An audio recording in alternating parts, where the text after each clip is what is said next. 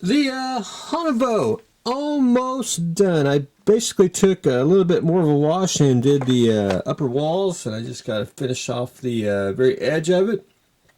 And basically, a little bit of dry brushing, and what I'll be able to do next is basically put a tester wherever I put it, dull coat on there, and just to get the sheen down.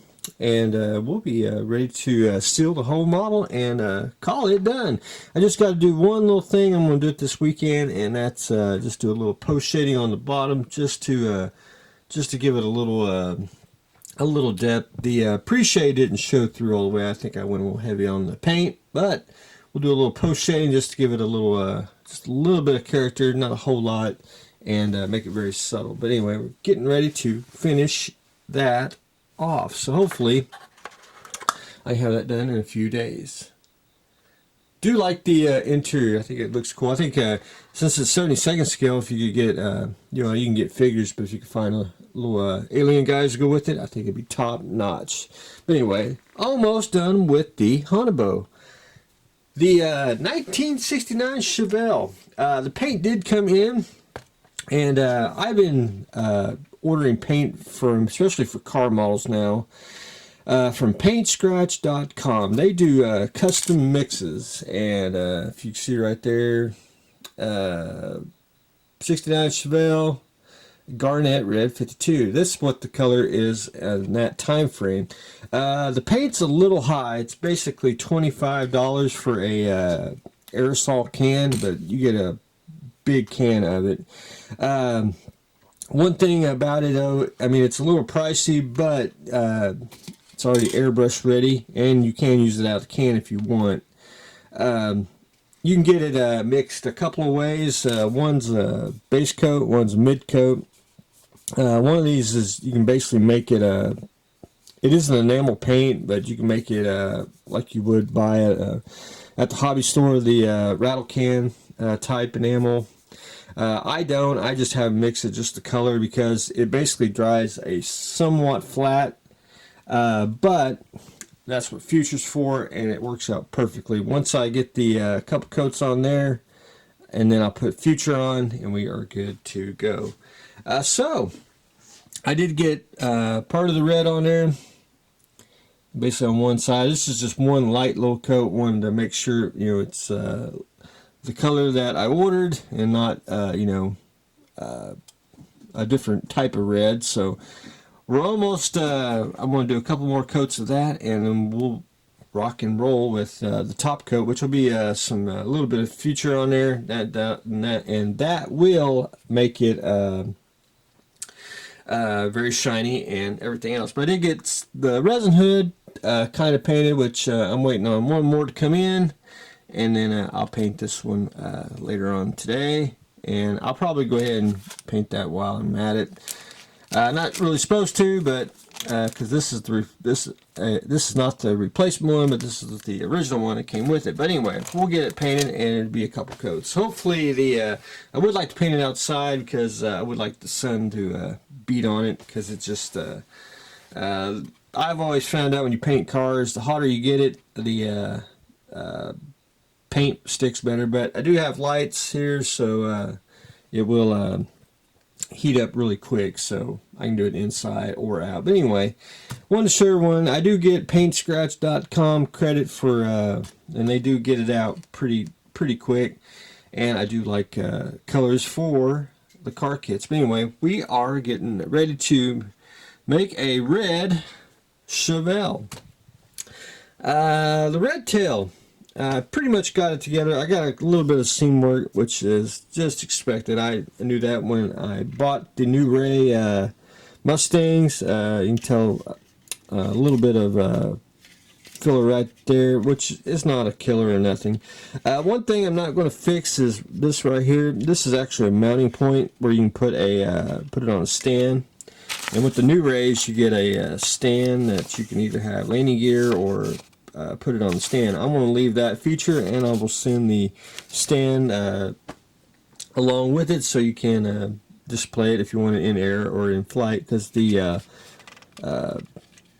landing gears do move. Now there's one thing about the new Rays, because it's kind of it's a toy model.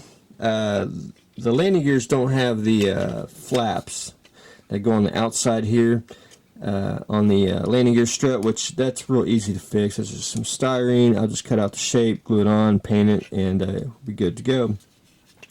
But what I want to do is I'm going to fix some of the seams next, and then I'm going to get rid of the markings, especially around where the 4 says Tuskegee and Airman. We'll get rid of that. Commemorative Air Force, aka the Confederate Air Force. I'm just going to take some Tester silver enamel, and I'm just going to paint over it, and it'll hide it, and we'll be ready to basically top coat it and put decals on, which we are going to use. Let me get my cheat sheet out here. We're going to do the BC one, which is basically the red tail one, and what we're going to do is make this a custom red tail. We are going to make Margot, and I don't know if it's 44 or 4. I didn't look at the picture closely, but anyway, that's the special custom decals we're going to put, because this was a specific red tail that we are going to make. But anyway, that's all I'm going to do is fix out, get rid of the markings, and then do the wash in the canopy, the cockpit, and then put the canopy on, mask that off, and then ready to rock and roll. The assistant wants to bug me. And then the next one, we're going to make a D, and we're going to cheat it just a little bit. We're going to take the other red tail that I got, and we're going to take the canopy out of the Revell kit, and we're going to put the D canopy. May have to trim just a little bit, which is fine. Put the D canopy on there, and it's pretty much the same plane, so not going to worry about that. But we're going to make Captain Chuck Weaver's early kill Mustang, which is this one right here. So basically, as you can see, same plane, just you know, a little bit markings. But anyway, I'm gonna have to airbrush the red tail off and all that, but that's no big deal. That's a lot quicker than actually assembling and doing all that. But anyway, that's the game plan. So a little more on that as we move along. The kettenkrad.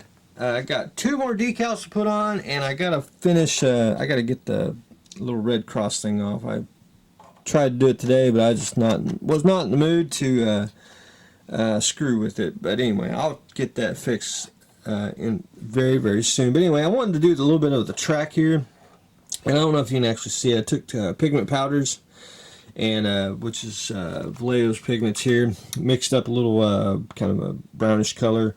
I like to do a little bit. I don't want to not rust it out, but I wanted that used look on the inside of the track here.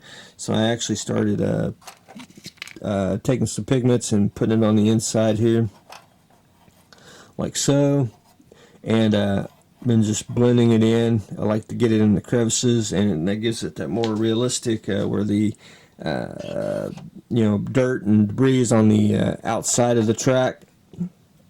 Just on the crevices, it'll be clean, but it'll have that little nice little worn look to go with it. But anyway, that's where I stand on it. And I'm hopefully get more of the track done, finish out the decals on that, and do a little bit of a wash, and then I can start getting all the clear parts on, and then paint a couple tools, and then we'll be trying to finish it up as well. Anyway, that's what I've got going on today.